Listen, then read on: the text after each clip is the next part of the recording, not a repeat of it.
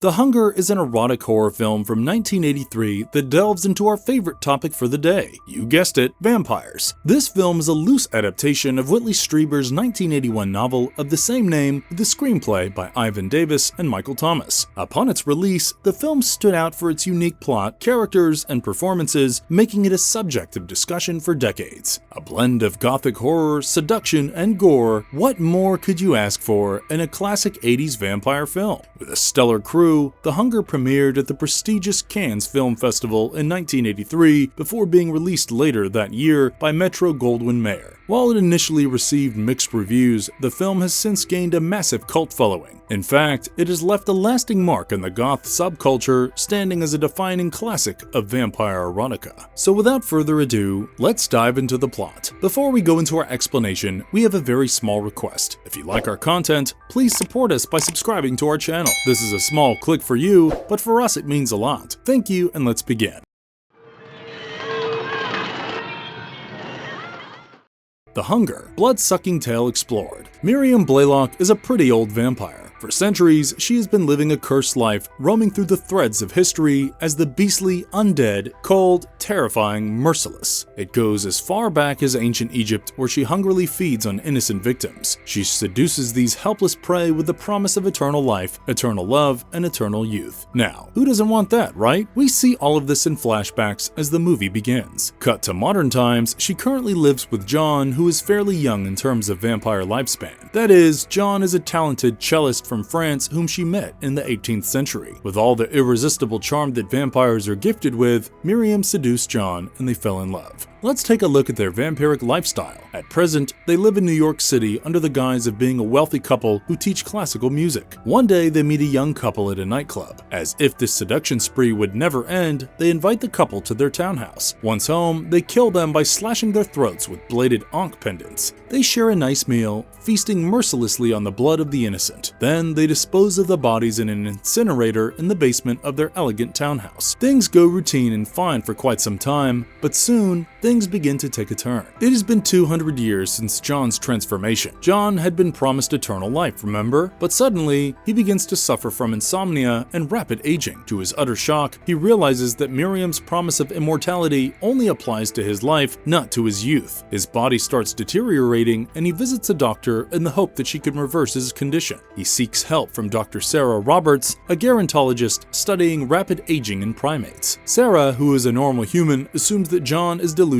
and ignores his desperate plea for help. Her colleagues Charlie and Tom believe the same. Tom is her boyfriend, by the way. But just as John leaves the clinic, Sarah realizes how quickly he is aging. Oblivious to the existence of supernatural creatures like vampires, she is obviously horrified. She offers her help, but John is furious. He feels rejected, refuses her help, and storms out. One day, Alice Cavender, one of the students of the vampire Blaylock couple, stops by their townhouse to inform them that she won't be attending the next day's lesson. Desperate to regain his lost youth, John decides that it is probably a good idea to murder Alice and feed on her. He knows that Miriam has been grooming her to be her next consort when she comes of age. However, when John drinks her blood, it does nothing to reverse his rapid aging. Frustrated and in agony, John begs Miriam to kill him and release him from this torment. A teary-eyed Miriam tells him that there is no escape from their curse. Unable to bear it any longer, John collapses in the basement. With a sad heart, she carries him upstairs to the attic. Here's where things get really spooky, and it's a fan favorite for vampire lovers. The attic is filled with old, dust-covered coffins. Miriam places him in one of them. Just like John, Miriam's previous vampire lovers are locked in a state of hanging between life and death. In a terrifying scene, you can hear them moaning in helpless agony, trapped in their coffins. Meanwhile, Sarah continues to search for John. She finally arrives at the townhouse, but Miriam lies to her, telling her that John has gone to Switzerland. When Sarah asks for an update on his condition, Miriam answers vaguely. This confirms Sarah's suspicions. Later, a police officer arrives, asking about Alice's disappearance. Miriam pretends to be ignorant as if she has no idea where the young woman has gone. Sarah returns to Miriam's home once again, seeking answers about John. But now, Miriam is lonely after losing both John and Alice. This leads her to initiate a sexual encounter with Sarah. During intimacy, Miriam bites Sarah's arm and some of her vampire blood enters Sarah's body. Miriam tries to teach Sarah the ways of vampirism. She tries tries to draw her into the vampire lifestyle, but Sarah is absolutely repulsed by the idea of living on human blood. I mean, what else was she expecting? Shaken by the experience, Sarah goes home. Later that night, she has dinner with her boyfriend Tom. During the meal, Tom becomes upset when Sarah refuses to eat. She even avoids answering questions about her mysterious 3.5-hour disappearance at the Blaylock residence. Tom has genuine reasons to be pissed at her. The next day at the lab, Sarah and her colleagues analyze her blood and discover something shocking. Sarah's blood has been infected by a foreign, inhuman type of blood, and it has overtaken her own. Sarah is disturbed and confused. She confronts Miriam and demands answers. Still reeling from the effects of her transformation, Sarah feels sick. Unsure of what's happening to her body and mind, she allows Miriam to put her to bed in a guest room. Now, Tom comes to Miriam's home looking for Sarah. Miriam directs him to the bedroom upstairs where he can find his girlfriend, but Sarah, now overwhelmed by hunger, attacks him. She lustily feeds on him. Sarah is devastated, but Miriam assures her that she will soon forget her previous life. They hug, feeling each other in a seductive and comforting embrace. But here's the twist. In a desperate act, Sarah uses Miriam's auk knife to cut her own throat. Then, she forces Miriam to drink her blood. Miriam carries Sarah upstairs, planning to add her to the collection of her former lovers. But a strange rumbling shakes the house. The mummies of Miriam's past lovers, including John, emerge from their coffins. They overpower Miriam, sending her plummeting over the balcony. She rapidly ages, and the mummies disintegrate into dust. The police investigator returns to find a real estate agent showing the townhouse to prospective buyers. A transformed Sarah is now seen in London with 2 new companions. The 3 of them stand on the balcony of a flat in the Barbican Estates Cromwell Tower, watching the sunset. Has Sarah become the new Miriam? Meanwhile, we can hear Miriam's voice crying out Sarah's name from a coffin in a storage room.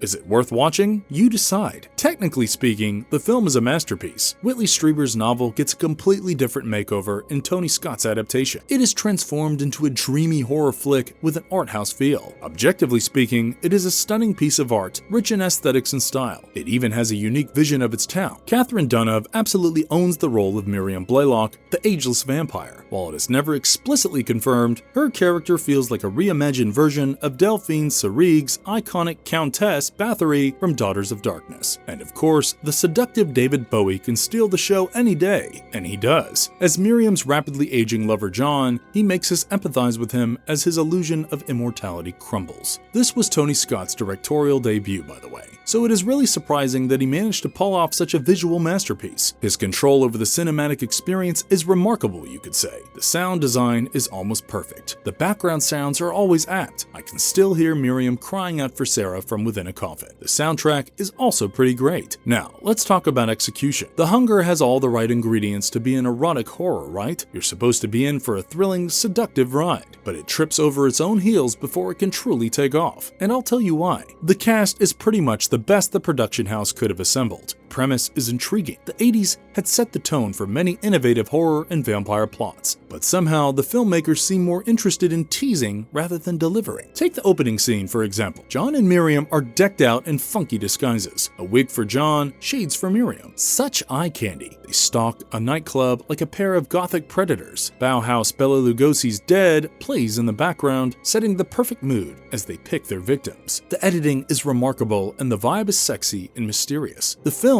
is supposed to be a treat, but just when you're hooked, the movie takes a dip. Next, John seeks help for his decaying body, but Sarah brushes him off and sends him away. As his body literally falls apart in real time, no one seems to notice. We're left wondering if anyone is even paying attention to this insanely juicy yet bizarre tale. The film feels oddly isolating, as if we are the only ones who can see John's slow, horrifying descent. As time marches on, John starts to look like something out of a Peter Jackson orc fest. He heads home to Miriam for one last goodbye. There is barely any backstory for John, but casting Bowie kind of gives it away. You know there's going to be some gothic horror level deaths charged with erotic and anxious energy. I mean, they hired 2 of the hottest stars in showbiz, but all they offer is killer looks and frosty personalities. So much more could have been done. Their characters could have had depth, explored their tormented existence as a vampire couple. But John and Miriam remain pretty much empty vessels. Tony Scott seems to have been more obsessed with Bowie's otherworldly appearance, barely allowing his character to flourish. Equally disappointing is Deneuve's performance. She spends most of her time glaring at the supporting cast, doing little to fill in the narrative gaps. The plot finally picks up when Miriam becomes fixated on Sarah Roberts. Susan Sarandon brings life to the film, but only for a while. The 2 women share a magnetic connection, leading leading to a sensual moment between them, adding much needed spice to the otherwise hollow story. So you have vampires dealing with aging and immortality, a premise with immense potential, but the film is more about vibes than answers. It throws a bunch of questions at you, why certain things happen, or why the characters do what they do, but doesn't bother explaining much. Tone swings between seductive and tragic, and the ending feels like it wants to be a fresh start, but leaves you with more confusion than closure. Here, style definitely takes precedence over storytelling. The film earns its erotic horror label thanks to one particularly steamy scene. Sarah, overcome with desire for Miriam, shares an intimate moment with her, but Scott's heavy reliance on quick cuts and stylized shots makes the scene feel fragmented and unsatisfying. The attempt to show both women's perspectives gets lost in way too many unnecessary cuts, diluting their passion on screen. I find the climax very weird. Let's do a quick recap amidst the chaos. Miriam bites Sarah, initiating her transformation. Miriam seeks a new partner to replace John, and Sarah is her choice. But in a twist, Sarah kills herself, rejecting eternal life with Miriam. Ancient corpses emerge, and Miriam rapidly decays. This scene can be called the film's only real moment of payoff. The film's moral message remains unclear though, although what happens beyond this climax? It could have ended here and gained accolades, but here's the surprise. Sarah isn't dead after all. She is now living a glamorous life in a high-rise building with what looks like a vampire crew. She stares dramatically into the wind, curtains blowing as the credits roll. Her resurrection totally kills the mood. It was a last-minute studio decision that feels completely pointless. There is zero character depth and a ton of unanswered questions. Why does Miriam age like she's had too many facelifts? Why does John croak first? And who cares about the random guy learning music from them or the detective who pops in just to move things along? Sarah's story is a whole chaotic mess. There's de-aging, monkeys, and a useless, impotent husband who vanishes when things get spicy with Miriam. The Hunger is one of those films that is both amazing and frustrating for the same reason. No one bothers to explain the rules. The movie cruises along just fine for most of the runtime, but by the end, nothing in this fictional universe makes sense. The lack of vampire logic unsettles everything. You see a number of casual loopholes. Vampires are immortal by definition, right? So why do they all decay first, then magically come back to life at the end? Why does Miriam freak out over Sarah's neck wound when she knows vampires don't die? Why does Miriam age like she just hit a time warp? Oh, and if vampires can die like the lab monkeys, why didn't Sarah or Miriam simply perish?